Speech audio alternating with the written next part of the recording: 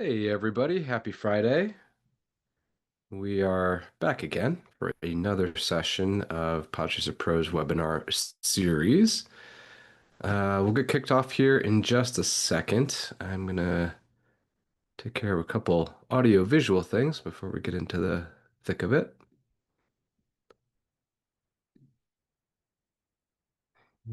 Let's see.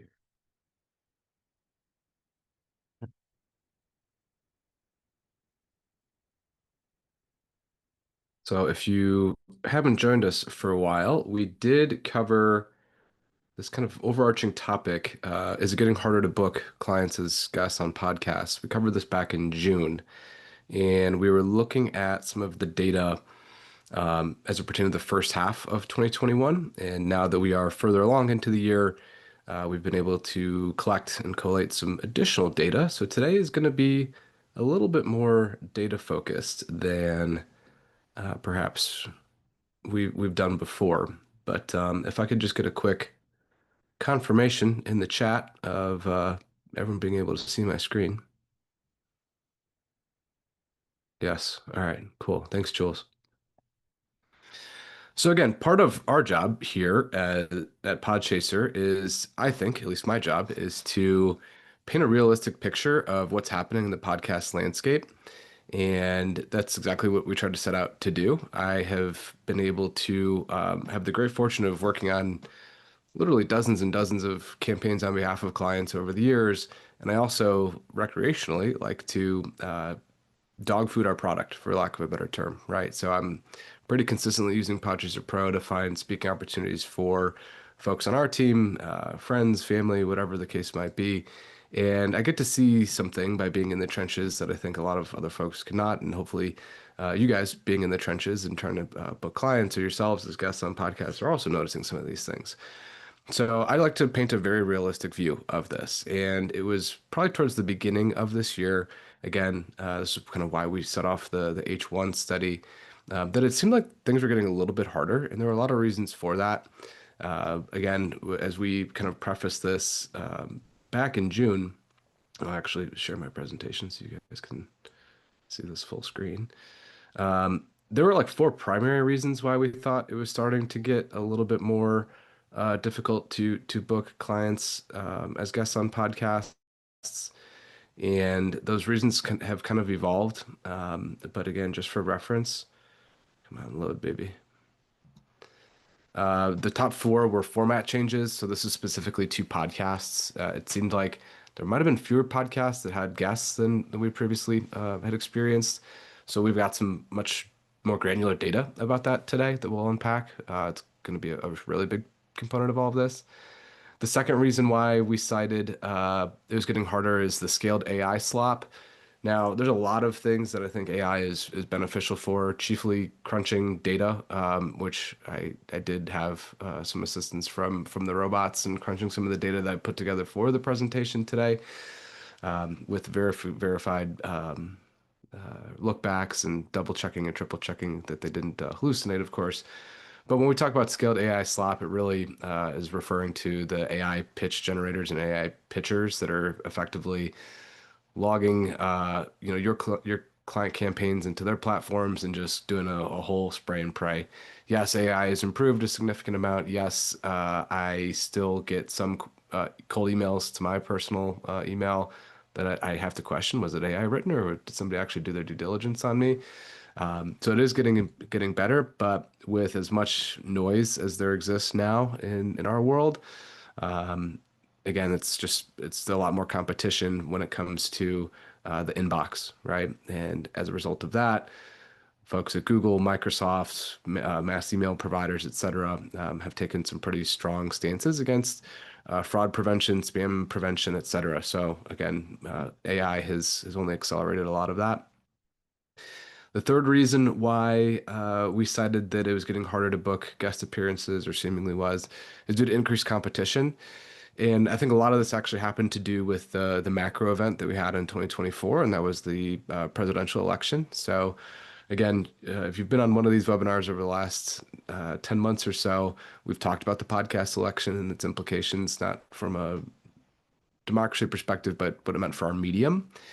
And it's definitely seems to be ringing true. There was a very big uh, like reaction, I think, from communicators, from business leaders, from government officials, those that are associated in and around kind of the DC sphere, if you will, that oh shoot, we basically didn't do enough when it came to the most important medium, and we saw kind of what happened as a result of that, right? So there was a big reaction, and obviously companies like Podchaser benefited from that because well, a lot of people want to be on podcasts. You need a way to get on podcasts. You need data to understand the podcast landscape, and obviously, again, we were a benefactor of that. But what that also means, if there are more entrants into the space and there are more guests to be pitched, and there's a questionable amount of additional supply from the podcast side, what happens? And we will unpack some of those economic, like true sense of economics, principles of economics, and what that implicates as well. And then finally, one of the reasons that we cited in June was podcasters have become more discerning. I think there's probably a reason to do a separate webinar about that before the end of the year, where we might bring on some actual podcasters. I had the benefit of speaking on a panel at PRSA for their Washington, D.C. chapter, and two of my co-panelists were podcast producers, one at Johns Hopkins University and one at Pew Center for Research.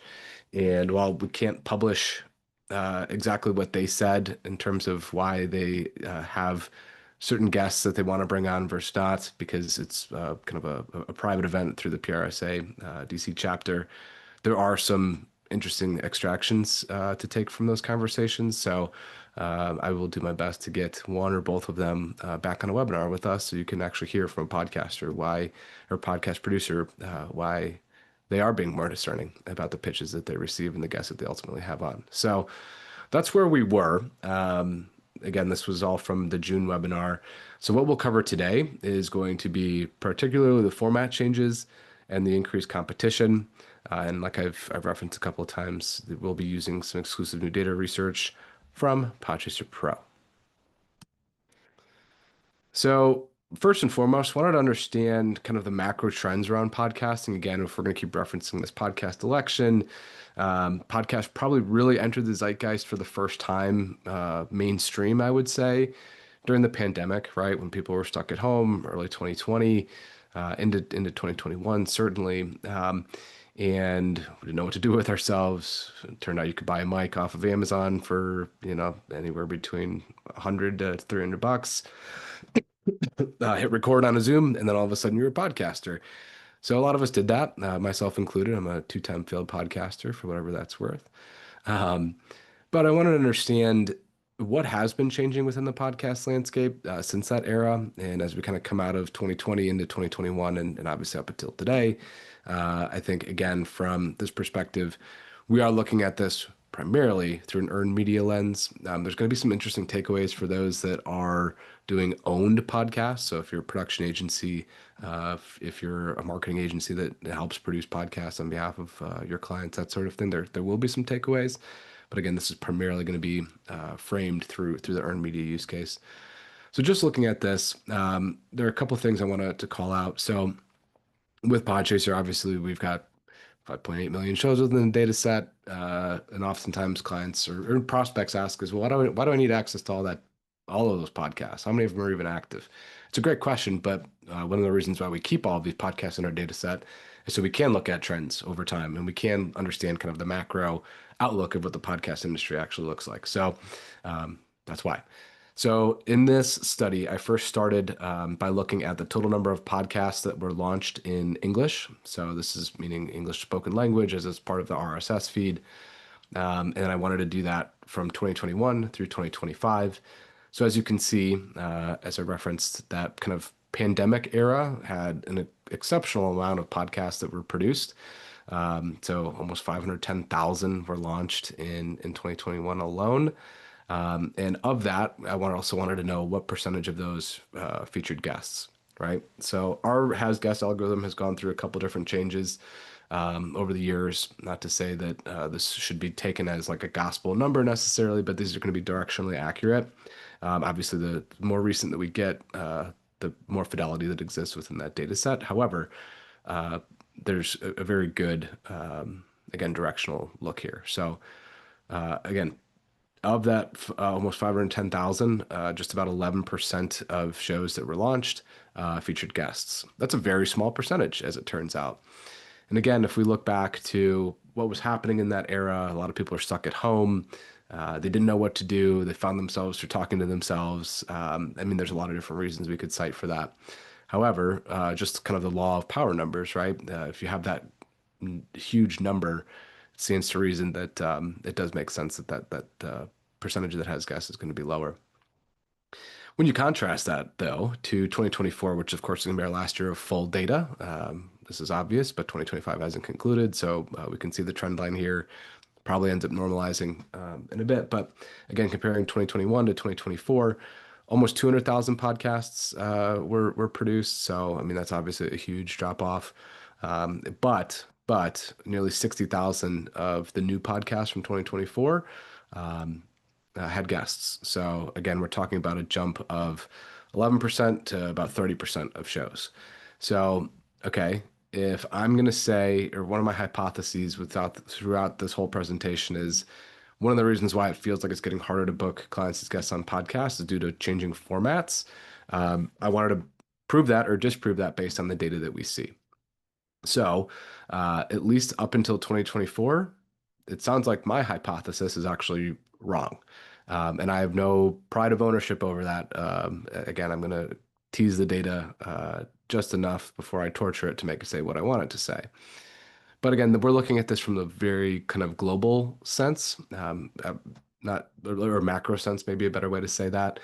We're looking at all English-speaking podcasts, which of course is going to be not just the U.S., but Canada, a lot of Western Europe, et cetera. But again, I just want to frame this up because when we look at the growth of podcasts, I think back to, again, yes, we're coming out of the pandemic era, kind of in this cohort range.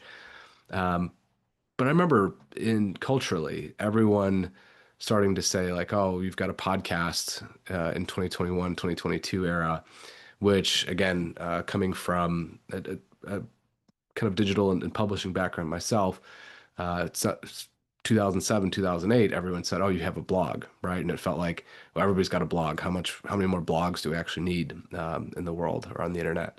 So a lot of that kind of played out within the podcast landscape as well. And that was probably a true statement. What's the point of launching a new podcast? Everyone has one already. But again, might be one of the takeaways from the owned podcast aficionados in the room. If that was the peak of competition, so if you're competing with 509,999 other shows that launched that year, look at that just by grave comparison to where we're at in 2025. So again, the macro trend that we want to look at from the earn perspective, the PR comms perspective, is there's not as much supply. There's not as much net new supply that's entering into the market, and we're going to see why that matters as we kind of continue down this path. So while that's all great, obviously podcasts cover all range and varieties of topics and subjects and that sort of thing. We do know, based on our own product analytics data, the client brief forms that we get from our Podchaser Pro users, the vast majority of our clients are looking for opportunities in the business podcast category. Again, we see that through the search queries within our mixed panel data. We see that through the category of business being our most frequented as well. And then again, it's also being supported by what you're actually telling us through the client briefs that you send our way. So I wanted to use that as kind of the jumping off point. Now, yes, there are going to be obviously subcategories within business, marketing, finance, HR, you name it, right? Like there's several derivatives thereof. However, again, I wanted to give a more global sense of what's happening behind the scenes on the data side. So again, using the same kind of methodology that we did in the last slide, I want to look at the year that the podcasts were launched, the total number of business podcasts that were launched in English, the number that also had business podcasts with guests, and then figuring out what that percentage was, right? So In 2021, there were 45,000 total business podcasts launched, and about 22%, 22.5% of those featured guests. Okay, interesting. Probably a lot of reasons to believe that. Probably a lot of kind of interesting things we can tease out of that. But in order to get more context for it, how does that compare with the subsequent years? And as you can see, the number continues to increase until we get to about present day here, which we'll unpack in here in a second. But it really reached a fever pitch, at least the number of podcasts, business podcasts that frequently feature guests, jumped from that 22.47 number in 2021 to 44.85% in 2024. So, as the kids say, 2024 was probably peak as it pertained to getting clients booked as guests on business podcasts. There was just starting to get this kind of cresting wave as we crescendoed into the 2024 podcast election, which obviously was in November. There were a lot of breakout hits in the business category in 2024. And there was an eye-opening, I think, for a lot of especially in B2B, some of the tactics that we're accustomed to running in SaaS or technology, whether that's Google ads, Facebook ads, LinkedIn ads, a lot of advertising started to really feel like it wasn't working nearly as much anymore. We saw this through a couple, global, fiscal events as well. So retraction through global markets, uncertainty in the markets, that sort of thing. A lot of advertising budgets were slashed, so you can't just not market yourself. Seemingly a lot of companies and agencies picked up podcasts because there is a lot of flexibility with the medium. And again, this probably wasn't a day that I couldn't log into LinkedIn and see why everybody needs a podcast in 2024, right? So again, there's a lot of reasons why we see this, but 2024 definitely represented a peak. Now, what I want to specifically call out here, because again, one of my working theories is that the format change has had an impact on our ability to book clients as guests. So increased demand, so higher demand and seemingly lower supply, at least relative to last year. What does that do to us? And then throw in the AI slop, carnage that we talked about before, et cetera. Is this anecdotally starting to look like the crystallization of my hypothesis? And I don't know, but we have to keep going because, again, this is going to tell us an interesting story. It's not going to tell us the whole story. But one thing I do want to point out is, again, the number of business shows that launched with guests in English from 2021 to 2024. I mean, it popped off for lack of a better term. So doesn't mean it's too late. Doesn't mean there's not opportunity in 2025 and beyond. But we really experienced like this massive growth over the last 4 years as opposed to this year. And as I referenced, there's more to the story. So looking at this from a deeper dive, while this all seems good and well, it is an incomplete view, which is why we're adding another column here to our spreadsheet analysis. And we're going to use the same metrics here from total podcast launched, number of that have guests, the percentage that has guests. But we're adding actually two more columns here: the number of business podcasts with guests that are still active, and then looking at that as a percentage. And one thing that I think a lot of people might not necessarily understand if you've not been in around like the podcast production side of things is this term called pod fade. And what that means is most podcasts don't make it past 6 episodes. There's a lot of reasons for that. One, it turns out podcasting is a lot harder than just buying a mic off of Amazon, recording on a Zoom link, and uploading into the podcatcher of your choice. It takes planning, it takes commitment, it takes like an intentionality as well. So I think a lot of people start a podcast with the idea, it's just me talking to my friends. Like anybody can do that. Or if it's a business, hey, we've got all this blog content. Nobody reads blogs anymore. Let's just read the blogs as podcast content. And again, it's so much more difficult than that. So taking this into account, one of the things that we always reference with our clients on the Podchaser Pro side, there's a reason why we have two buttons that are featured so prominently on the left rail of the Podchaser Pro experience. One of them is going to be the Has Guests button, of course, which again, you as an earned media professional are going to be intimately familiar with.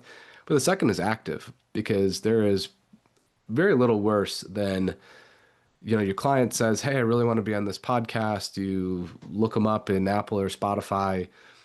You see, oh yeah, they've had some great guests on previously. All the keywords are looking very much like what we want to target from a client's ideal customer profile perspective. And then you before Podchaser Pro, you would have Googled their email address, you would have looked up their website, but at no point did you actually look to see if they're still publishing new episodes. So sometimes if you did get a response from a podcaster, they'd say, "Hey, that's great. Your client sounds awesome, but I haven't published a new episode in 24 months." Well, that was a lot of time wasted, right? So the active status is really important. And that's why, again, that button is featured so prominently on our site. If you're not using it, please do. It sounds so rudimentary, but I'm going to use this opportunity to reinforce that fact. And why this matters, of course, is all of these numbers, all of these spreadsheets seem interesting. They're helping tell a more complete picture of what's happening in the podcast landscape.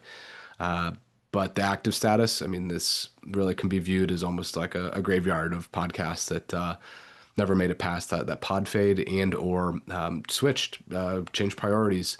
Maybe the person who was running a podcast at for an agency, for example, left, and then with that, so died the podcast itself.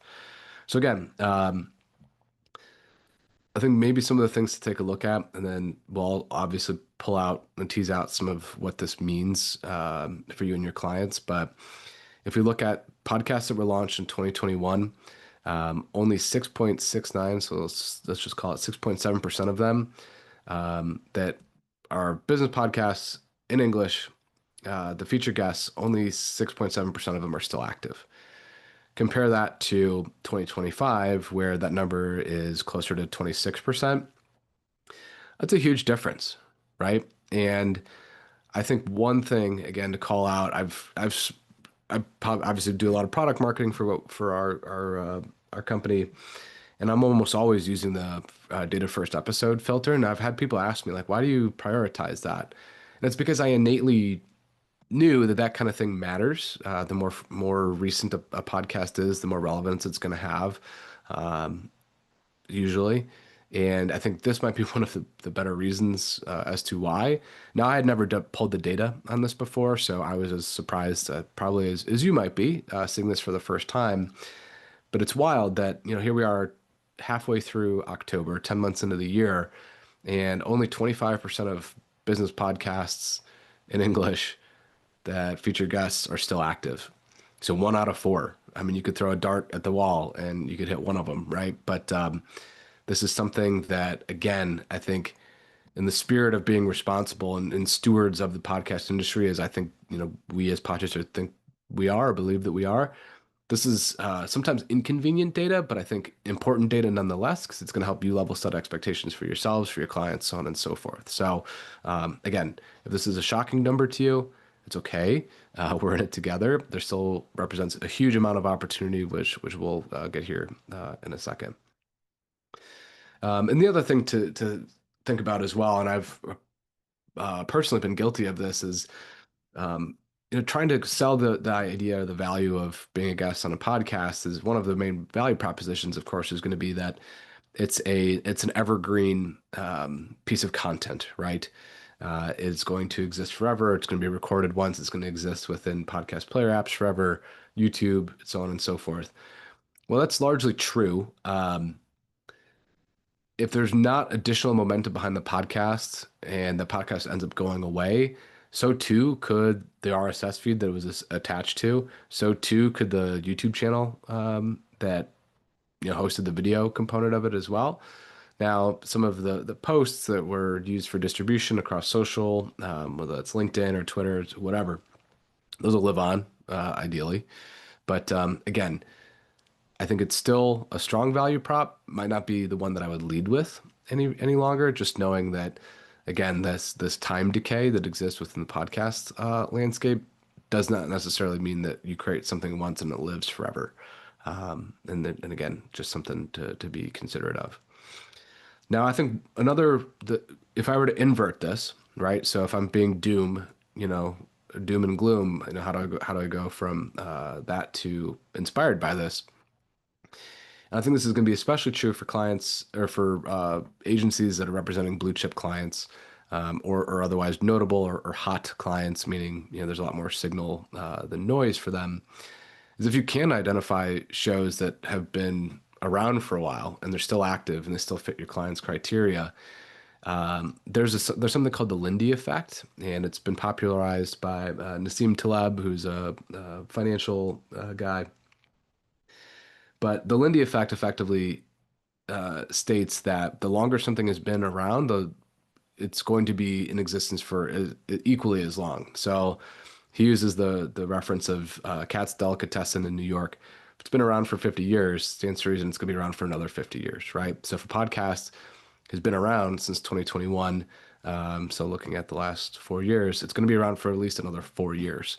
Don't quote me on some of the proofs and the hypotheses that Taleb used to reference that, but if we or the actual math, but if we actually look at popular shows that were produced for the first time in 2021 and 2022, these are going to be some of the breakout business shows that really kind of ascended to category king status.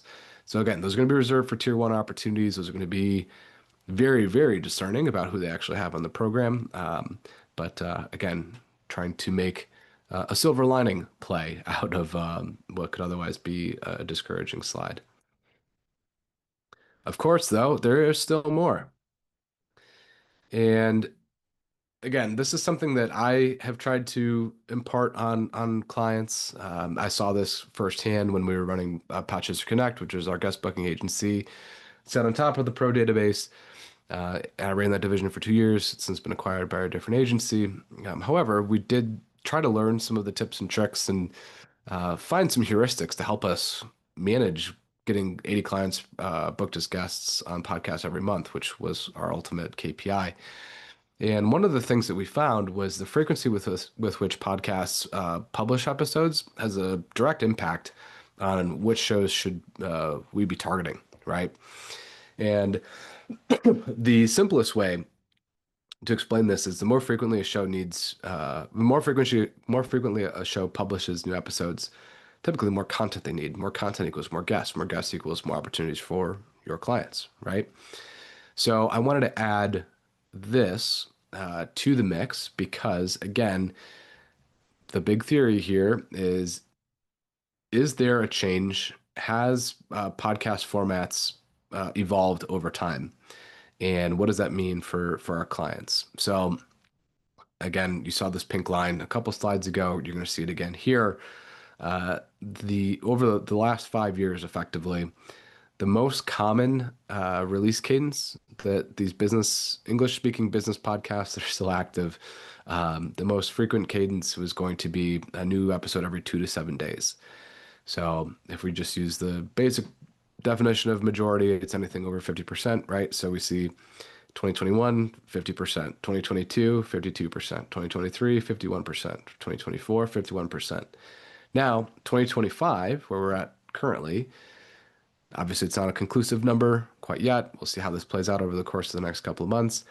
I doubt we're going to get that many additional new entrants, or at least on the supply side for new podcasts that are going to fit this criteria. However, if we do, it is likely, just given the percentage basis that we already see, that it's not going to exceed that 50% mark.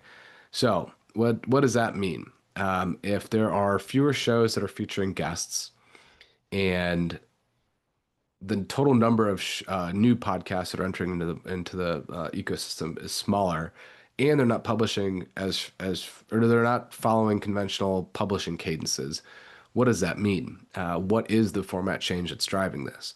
Now, I don't have the full picture on the data quite yet, but anecdotally, there's a couple things I can point to. There are a number of podcast production agencies that exist and have been around for a long time. One of them is called Sweetfish Media, started by James Carberry. They're an amazing group. If you have clients that want to do a branded or owned podcast, I highly recommend Sweetfish Media. And I've known James at least 6 or 7 years at this juncture. He actually was one of the first people that I saw using podcasts in the B2B sense And before I left my previous agency, I kind of had the full intention of, hey, I'm going to build a Sweetfish Media within my digital marketing agency because it seems like a really good way to kind of help our clients meet this changing world where ad dollars are going way wasted, and Facebook and Google are sucking up all or hoovering up all of this ad dollars, and we think they work but don't really work, etc. Why am I bringing up James? Because James has been producing podcasts for at least 8 years. And over the last, call it 6 months, he's been producing a lot more content publicly about, instead of them producing guest-based interview shows for their clients, which they used to call, I think they called it permission-based marketing. So how that would work is they would sign, let's call it a B2B SaaS company in, let's call it an email sending tool. So James and his team would create the Better Email podcast brought to you by sendemails.com. And how they would operate that show is James and his team would pick who from sendbetteremails.com was going to host the podcast. And the way that they would source guests for the podcast would be through reaching out to prospective clients for sendbetteremails.com. So it would be like this permission-based networking, if you will. If sendbetteremails.com typically sold into SVP of marketing, they would find an SVP of marketing at the right ICP level, the right company size, right funding round, etc., and say, hey, we want to come be a guest on the podcast. Now that worked really well, and I think that's one of the reasons why we saw that those numbers back in that chart from 2021, 2022, 2023, and then obviously crescendoing in 2024. That ended up working a lot better for a lot of organizations. However, I think the genie is largely out of the bottle with that. So a lot of organizations started seeing through that. A lot of guests simply said, hey, wait a second, you're inviting me to be a guest on your podcast, and then I'm getting a 10-step email drip from your marketing team or your sales team after I appear as a guest on the show. What was that all about? So James understood this. James appreciated this, started to step away from it. And what Sweetfish Media does now for their clients, almost all of them are exclusively doing video podcasts. And it's not just a invite a guest onto the program. Oftentimes it's going to be a panel discussion. Oftentimes there's going to be solo episodes in which the subject matter expert at the client account is going to talk through a case study or recent trends or doing something like this, pulling original research together. And with that, again, being kind of like this signal James is for, I think, the greater podcast production landscape, seen a lot more clients, seen a lot more production companies kind of start to do that. Another company is Lower Street Media. Harry Morton just published an awesome promotional video yesterday, and they do a lot of branded B2B podcasts, and a lot of them are video based now. And when you think about building a video based podcast, is it easier to do that where you can control the audio video environment, or inviting somebody on, and we've talked about this in other webinars, where they might not have the right mic, they might not have the video component, they have to record remotely. There's less fidelity in terms of the bandwidth, etc. So even Harry's team, like they're doing a lot more in-person, in-studio, video-based stuff because it's got better quality, it's more enjoyable, it feels a lot more like a late night talk show than it does what was historically considered a B2B podcast, right? So all to say, again, the format is changing, and that was like an anecdote that I just wanted to provide because there are people who are leading kind of the pack, if you will, that are pushing for this change because it is leading to better outcomes for their clients. And again, their clients are going to be companies that are running owned podcasts as opposed to kind of being the traditional Q&A based show. So in any case, looking at the release cadence still matters a lot. I think this is starting to crystallize my point that the format is changing. However, it does not mean that there's nothing we can do about this and we're all doomed and we should stop pitching podcasts altogether. That is not at all what I'm saying. After all, my livelihood depends on all of us still pitching podcasts, but we're going to show you a better way to do it. this is what we mean. So how does this all kind of coalesce and what should we do about it? Again, the number of new podcasts are going down a little bit. The number that are still active and have guests are going down a little bit, at least relative to the year previous. It does seem like the formats are starting to change again, data-based and anecdotally. And I'll bring you back to maybe you took economics 101. I was an economics major. Don't ask me how to do econometric values. I don't remember. But what I do remember is supply and demand, right? So supply and demand really work as an axis. And in this case, we'll talk about supply as the number of podcasts. So how is supply changing as it pertains to podcasts? Well, again, through these charts, we've seen the total number is lower in 2025 than it was in 2021. The percentage that have guests is lower in 2025 versus 2024. The number that are active is actually higher in 2025 versus 2024. How do we square that? And then if we talk about demand, demand is going to be entrance into the podcast landscape. So that's going to be folks like yourselves. That's going to be other agencies that have purchased tools like Podchaser Pro. That is going to be the AI revolution, for lack of a better term. I talked about some of those AI pitching tools, but there's also, I've seen this a lot more now too, because when you work at a podcast company and people know like we do stuff with podcasts, we end up being on the receiving end of a lot of podcast guest pitches, even though none of us host a podcast anymore. And I see it through tools like N8N and these MCPs and these really complex AI kind of workflow automation tools. I probably get pitched someone being on my podcast, which I don't have, mind you, a couple times a week, and I can see exactly where they're pulling the data from, and it's AI hallucinating almost everything. So, in the case, we know that the demand is super high. So, what happens when supply is at least constant and demand increases? Well, when demand increases and there's less supply, the cost goes up. The cost in this case is the actual cost of getting a client booked as a guest on a podcast. It's getting harder, and that's where we want to use cost as kind of like the de facto corollary for getting somebody booked. So if the cost is higher, uh, what does that mean? It means that we can't just simply do spray and pray, and this is why Econ 101 is kind of our jumping off point here. But we'll talk about how to do this in tier two, tier three, and tier four.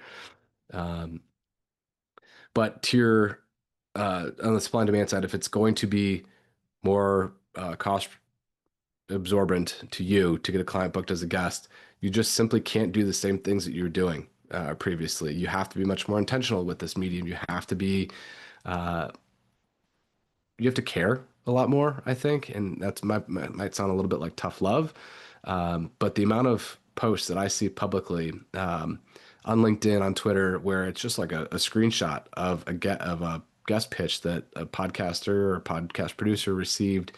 They don't blot out the pitcher's name. They leave their email address in there, and it is really bad. Like it's just crappy.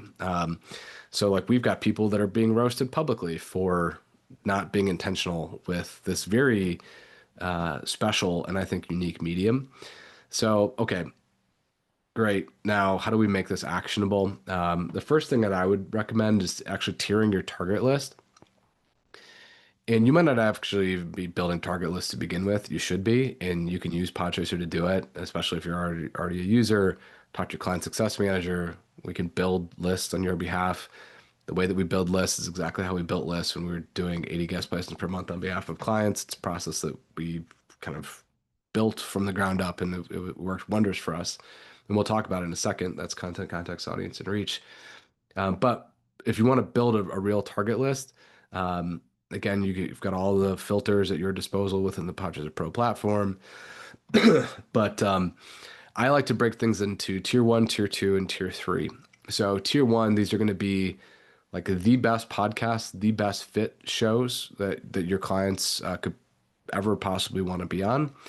That's going to be great alignment between the content of the show. There's going to be great alignment between the host perspective and your client's perspective. The audience is going to be a great match, and it's going to be a show that's got enough reach where it's going to be worth your client's time. Those are going to be tier one shows. Yes, you're going to pitch them via email, but that's not where it's going to stop. You should probably subscribe to their newsletter if they have one. You should probably rate, review, and subscribe to their podcast, whether it's an Apple or Spotify. You should probably try to connect with them on LinkedIn. Interestingly enough, that panel that I was on with the PRSA folks in DC, one of the podcast producers, I won't say which one, said that they actually appreciate when they get multiple touches, not just via email, because email tends to be the catch-all, but they actually appreciated when a PR person actually reached out to them on LinkedIn because there wasn't nearly as much noise. They're not getting pitched nearly as much on LinkedIn as they were in email. Now, it wasn't just a cold thing. The person had engaged with them on LinkedIn multiple times before sending the connection request. They added value. They tried to kind of build this whole narrative around why their guest was a great fit before they did anything super pitchy, if you will. But again, if I'm working on a tier one show, I'm going to do everything that I possibly can to get my client associated with them, and that includes having your client follow the podcast or the podcaster on social media. Commenting on stories, commenting on posts, not in like a AI generated way, but like in a very human way. And again, I think that's worth the additional time and investment, especially when we look at that Lindy effect we talked about before.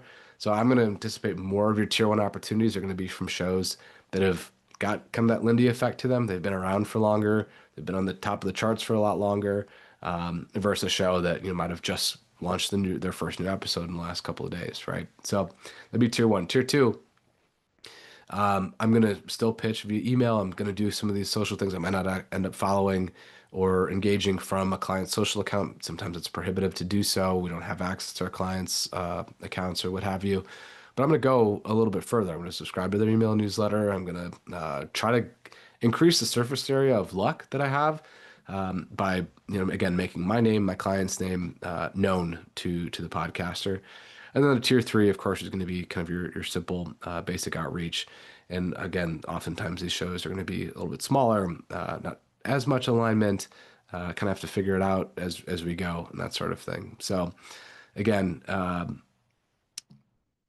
if we're looking at this through the supply and demand, the econ framework, yeah, it's going to be harder. So how do we stand out?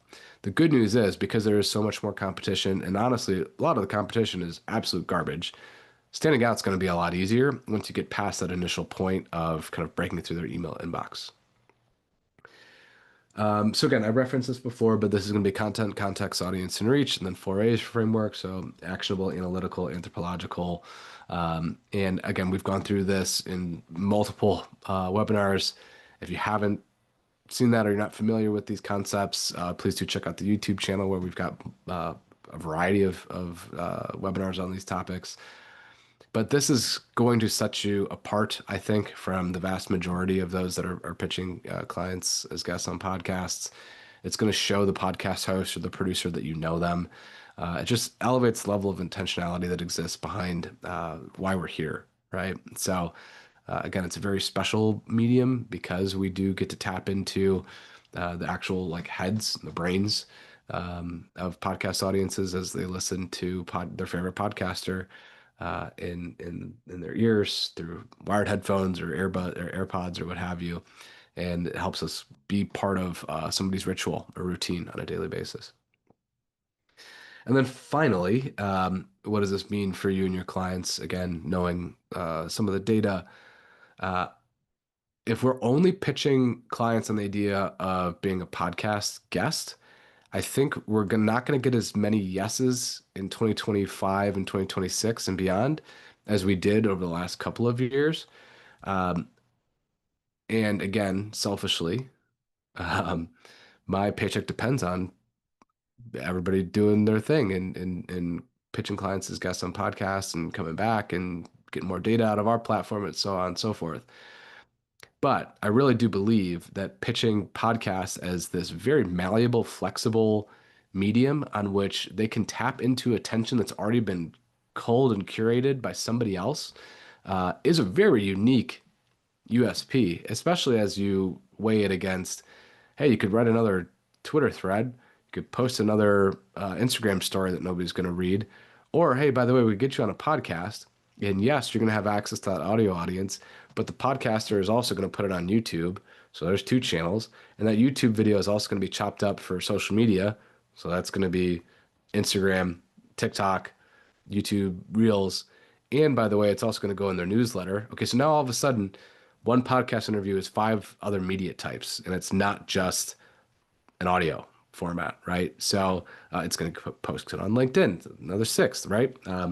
So all I would say about that is in this increasingly multimedia format that we have now, that podcasts are, it's going to be super unique because it is more all-encompassing. There is this additional amplification that exists that just doesn't exist in other platforms. So in any case, that is again, if I'm going to approach a client, but hey, I think we should get you on podcasts. The conversation doesn't stop with that sentence. It has to also include because we can amplify your message across so many additional media types instead of just one, which, your job, my job as a communicator, as a PR person, like you want to gain as much visibility, the right kind of visibility as possible, right? And again, this is going to be like a measure thrice, cut once type of thing. So again, podcasts are more than just audio, and that is certainly going to be the case in 2025 and beyond. So I think that'll conclude, and this is just going to play to the flexibility. This is a slide from a previous one, but weekly podcast listeners discover new podcasts from social media and go on to watch and listen to episodes. So again, I would throw this slide in the face of your client that says, I don't know about podcasts. Well, you know about social media? Well, sure. Okay. Podcasts effectively are like social media now, especially when 67% of people are looking at it. And it is a hybrid media channel. So again, look at average half-life of podcasts for so there's social types as well. It just really is an all-encompassing medium. So with that, I will pause and get any questions, comments, feedback.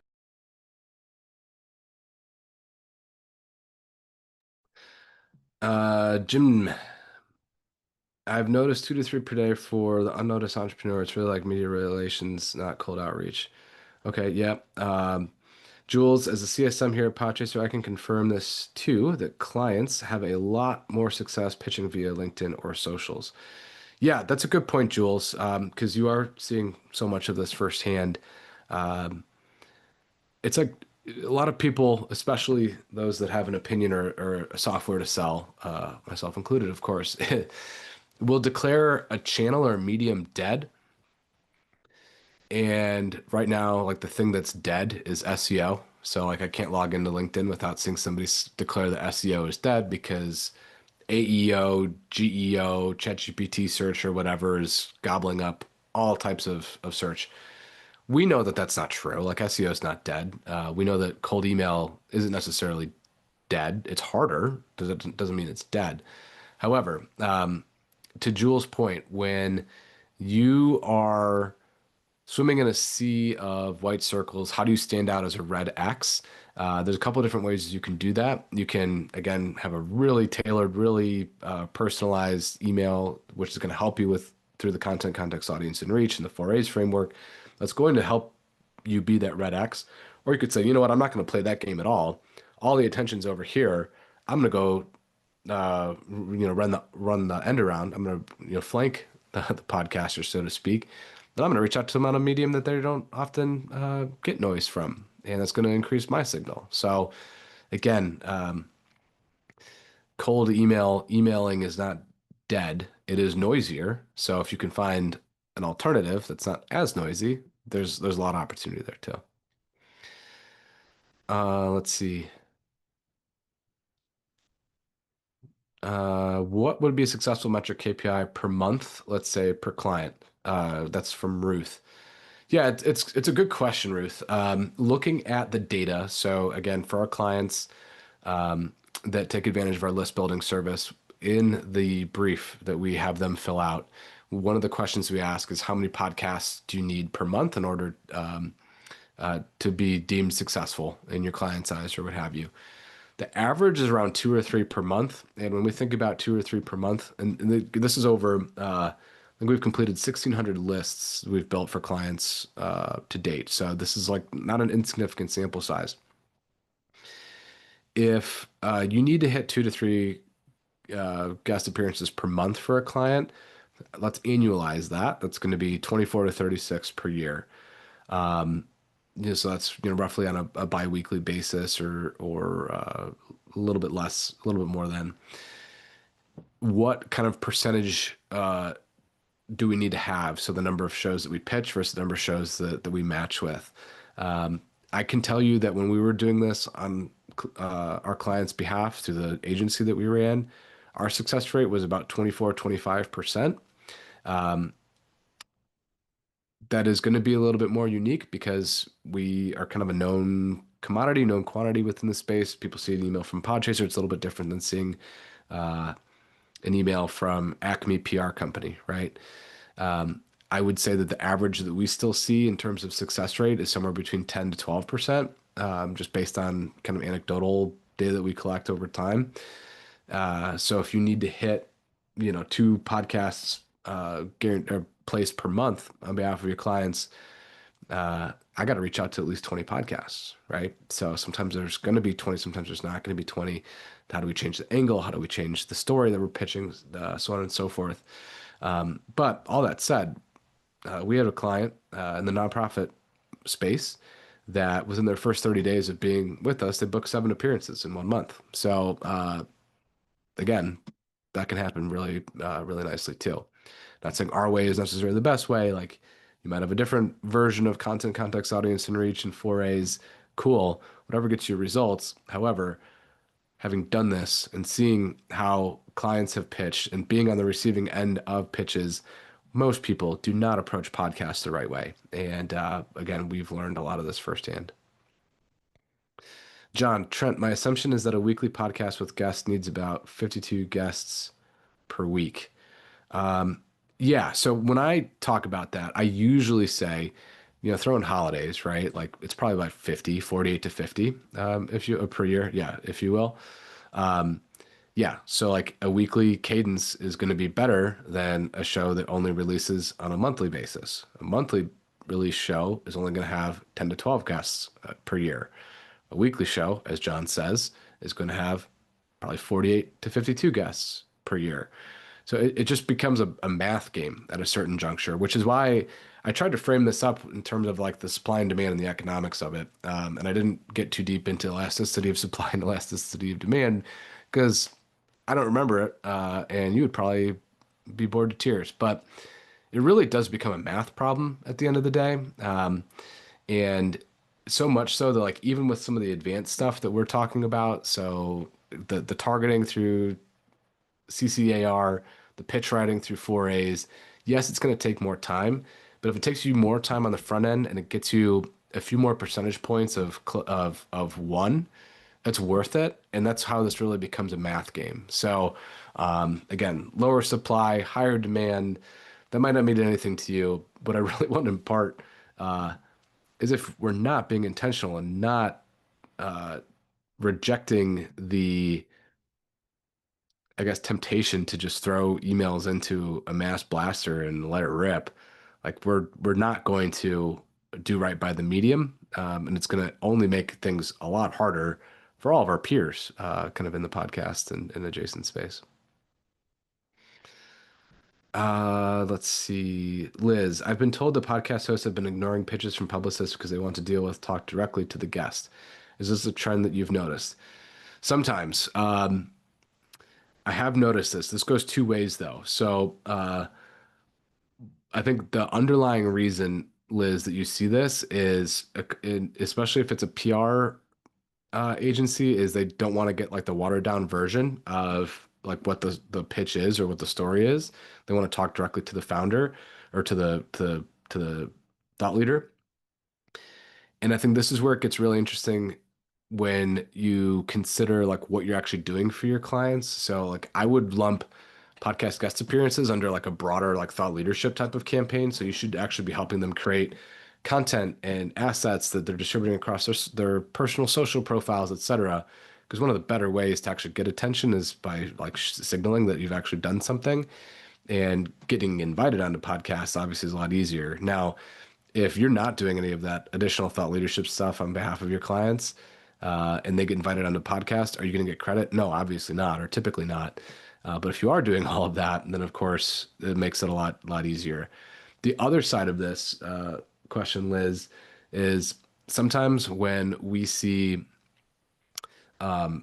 agencies, not just PR, but agencies generally speaking, reaching out on behalf of an individual, or especially in the B2B sense, sometimes in the B2C side too, but the podcaster or the podcast host or the producer says, yeah, we'd be interested. Our guesting fee is X. And podcasters are smart. They also have access to this thing called the internet and Google. And if they see that they've got 6 emails about so and so who's the founder of a Series A company, what are they going to do? They're going to Google Series A founder, company name. They're going to see how much money they raised. They're going to say, hey, surely you can give me some of those sweet VC bucks. And if you really want to be on my show, you're going to pay me for it. See that happen a lot. It definitely happens in the B2C side. And when we were doing this on behalf of our clients, that scenario that I just mentioned was exactly what happened often. So that's really a symptom, a downstream symptom of the pitch and how we sent the pitch. So I would encourage us to like revisit, and it's what we ended up having to do on the Connect side. But it's a good question. All right, let's see. John, when framing my pitch slash client, does highlighting industry expertise, audience alignment, or past media appearances actually move the needle with podcasts? Or do you think it's more about fit and timing? Ultimate cop out answer to that question is it depends.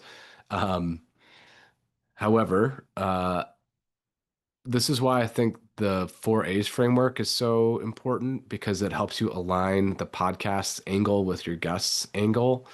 So if you're just quickly, like we'll talk about one of the A's and 4A's, and that's going to be analytical. It's going to be typically more like data focused or numbers laden and that sort of thing. If I pitch that style angle to a podcast that only looks at the aspirational stories. So like Horatio Alger's story, like rags to riches types of things, like very self-help, that sort of thing. A self-help podcast isn't necessarily going to want a data breakdown of sales performance, right? So I think that is again one of the huge benefits of having something like 4A's in your back pocket is you can actually align the host's content type or the podcast content type with your client's angle. So again, we've talked about that at length in other podcasts or in other webinars. We don't have time to do it here, but it's a good question, John. Da, da, da, da. Do you have specific recommendations for creative PR professionals like book publicists who want to approach podcasts appropriately? Um, yeah, I mean, with books specifically, uh, we have done separate webinars. So I will, Perpetua, I will send you those. Actually, this time last year, I spoke at the ECPA conference, which is a Christian book publisher conference about this exact thing. And I do believe I have that recording somewhere. So I will, if you could send me a note, Trent@podchaser.com, I will try to dig that up directly because it's going to be, I think, a more beneficial use of your time. And I don't think we have time to cover it in the next minute.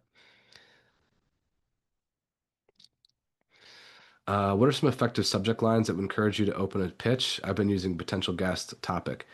Yeah, this is a great question. I have published some data around this before, but I typically include guest pitch in the subject line just to make it abundantly clear. Like it's not a bait and switch. Like there's nothing worse than someone getting like their hopes up that they've got some meaningful email from somebody, and then it turns out, oh, it's just another guest pitch. Boo, delete. So I do put that in there, Spencer. I usually include like the most snackable piece of data because I usually include data in most of the pitches that I send, and then parenthetically put guest pitch. But data and data stories usually work pretty well. Um, doo-doo-doo-doo. Jim says, "How will you make my show better because of your client?" And that's in reference to PR. Yeah. Uh, Said another way, and something we always preach is like, what is the value that the show's audience is going to get out of you being on there? If it's just you shilling your book, no one cares, right? To kind of close the loop on the book publisher side, like, what is the tangible value? Like, how is this going to improve the audience's lives? Like, are they going to see themselves in the author's story? Are they going to get that additional push of motivation to finally get off their butt and do something with their life the way that the author did, who looks and sounds and has a similar background did. These are the types of things that the shows care about. Free download to the books, for example. Yeah, good, James. All right, cool. This was awesome. I appreciate everybody. If there's any additional questions, a couple things. One, you can reach out to me directly, Trent at podchaser.com. Yes, there will be a recording of this. It will come out Monday or Tuesday of next week. And then there'll also be the link to the YouTube, and then the data and the slides will be as a companion piece with that as well. If you're currently a Podchaser Pro customer and you want to go any further into any of this, definitely email one of your CSMs, whether it's John, Jules, or Sydney, and they can help you, of course. And if you're not using lists building, please do that. And then if you're not a Podchaser Pro customer, you can obviously reach out and get a demo and see where we get all this fun and wonderful data from. So in any case, thanks everybody. Is it getting harder to book clients to guest on podcasts? Yes, it doesn't mean that we can't do it. We just have to understand kind of the maths behind it and make the maths, again, as the kids say. So thanks everybody for your time and attention, and we will see you in a couple weeks for our next webinar. Cheers.